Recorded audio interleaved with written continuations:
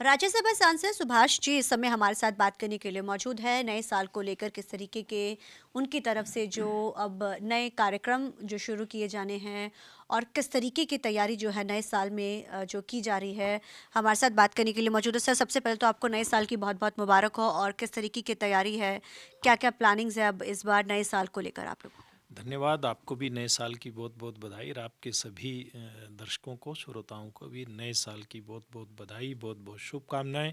और सबके लिए नया साल मंगलकारी हो, ये प्रार्थना प्रभु के चरणों में है।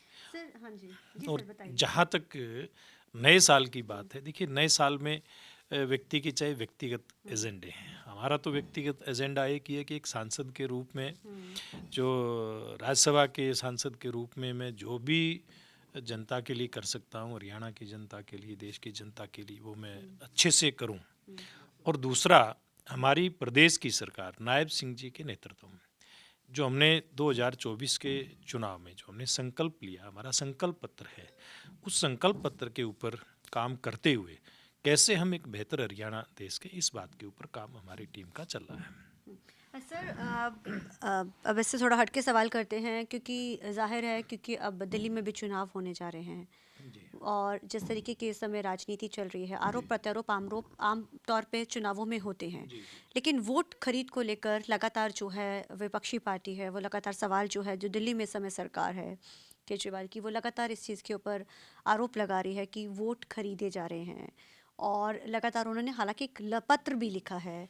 किस तरीके से आप इसको देखते हैं? देखिए, दिल्ली की जनता सब जान चुकी है केजरीवाल जी किस प्रकार से फरेब करते हैं, किस प्रकार से साफ कोई के साथ झूठ बोल करके निकलने का प्रयास करते हैं। ये सब दिल्ली की जनता जानती है।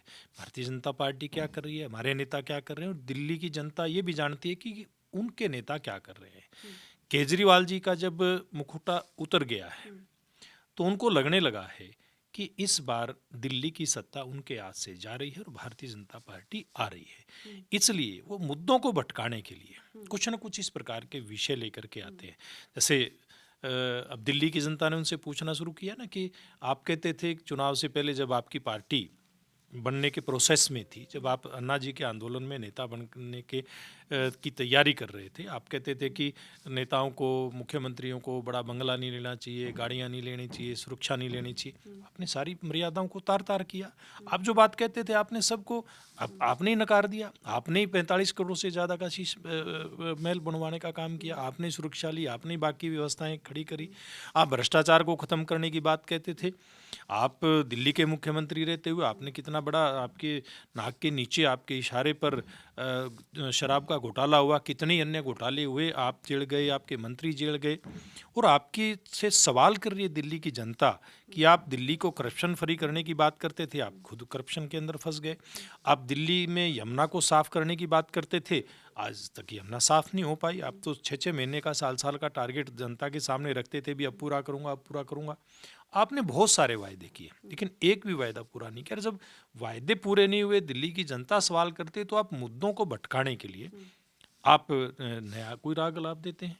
तो इस बार दिल्ली की जनता इनको मुद्दे मतलब क्या, नकार आप देगी। क्या मानते हैं मुद्दे क्या इस बार चुनाव के दिल्ली के रहने वाले? क्योंकि हालांकि जाहिर है चुनाव अहम होता है और दिल्ली के लिए अब ये चुनाव, क्योंकि 3 बार उनकी सरकार रही है, जी चौथी बार के लिए वो भी तैयारी जी कर जी रहे हैं। तो क्या आपके हिसाब से क्या क्या मुद्दे इस बार आपकी पार्टी की तरफ से रहेंगे? किन किन मुद्दों को लेकर आप लोगों के बीच में भी जाएंगे? देखिए, सबसे बड़ी बात तो दिल्ली के अंदर जो भ्रष्टाचार हुआ है, पूरी सरकार के मुखिया समेत पूरी सरकार भ्रष्टाचार में लिप्त रही। सबसे बड़ा मुद्दा ये होने वाला है। बाकी दिल्ली के अंदर प्रदूषण का मुद्दा है, दिल्ली की सड़कों की जो हालात है वो मुद्दा है, दिल्ली में सफाई का मुद्दा है।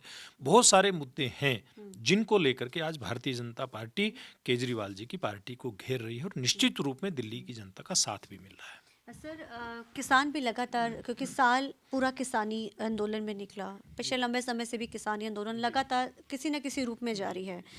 इस बार भी किसान आंदोलन चल रहा है। डलेवाल जी जो लगातार उस पे बैठे हुए हैं, उनकी भी हालत गंभीर होती जा रही है। सुप्रीम कोर्ट भी इंटरवीन कर चुका है। केंद्र के साथ वो बातचीत की बात हमेशा हर बार वो कहते हैं कि केंद्र हमारी सुनवाई नहीं कर रहा है। आप सांसद हैं, राज्यसभा मेंबर हैं, क्या लगता है आपको बात कहाँ अटक रही है? केंद्र कहती है हम बात करने को तैयार है, किसान कहते हैं हम बात करना चाहते हैं।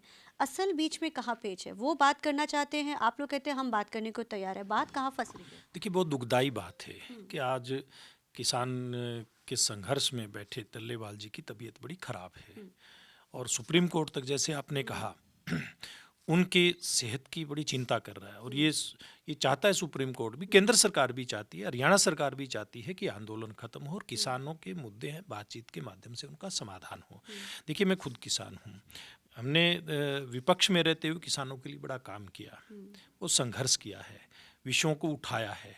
और केवल विषयों को उठाया ही नहीं, सरकार में आने के बाद हमारी सरकार मुख्यमंत्री मनोहर लाल जी की थी, हरियाणा प्रदेश की या वर्तमान नायब सिंह जी की सरकार, इसके माध्यम से हमने किसानों के विषयों का समाधान भी करवाया है। केंद्र में नरेंद्र मोदी जी ने इतनी संवेदनशीलता के साथ किसानों के मुद्दे के ऊपर काम किया है, चाहे उनकी एमएसपी के विषय की बात हो, लाभकारी मूल्य की बात हो, लागत के अंदर 50% लाभ जोड़ करके मूल्य देने की बात हो, खाद की अन्य विषयों की उपलब्ध कराने की बात हो, हर विषय के ऊपर मोदी जी ने बहुत संवेदनशीलता के साथ काम किया है।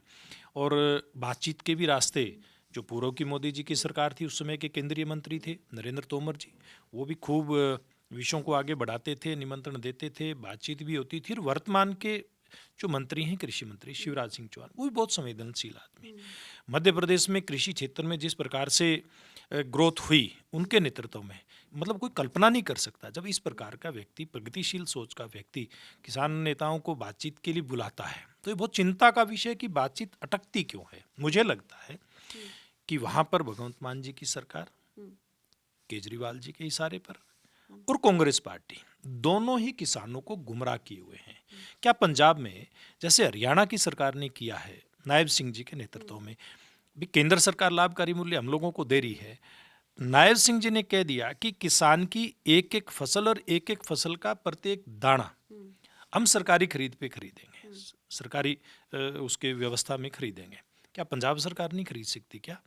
भगवंत मान जी को भी इस मामले में आगे आना चाहिए और जल्दी आना चाहिए। केंद्र और प्रदेश सरकारें सब मिल करके इस मुद्दे का समाधान कर सकती हैं, लेकिन इसके लिए भगवंत मान जी को एक इच्छा शक्ति दिखानी पड़ेगी। सर, आखिरी सवाल है, निकाय चुनाव अब होने जा रहे हैं, उसको लेके कैसी तैयारी है आप लोगों की? देखिए, पूरी तैयारी हमारी है। हम तो एक चुनाव से निकल करके अगले चुनाव में लग जाते हैं।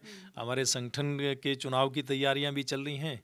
आज बड़ी अच्छी बात है कि हमारी पार्टी ने 41 लाख से ज़्यादा प्राथमिक सदस्य बना करके एक नया रिकॉर्ड स्थापित किया है। मैं अध्यक्षता तब भी हमने पहले 35 लाख बनाए थे, 38 लाख बनाए थे, और अब आकर के हमारी पार्टी ने 41 लाख से ज़्यादा प्राथमिक सदस्य बनाए हैं।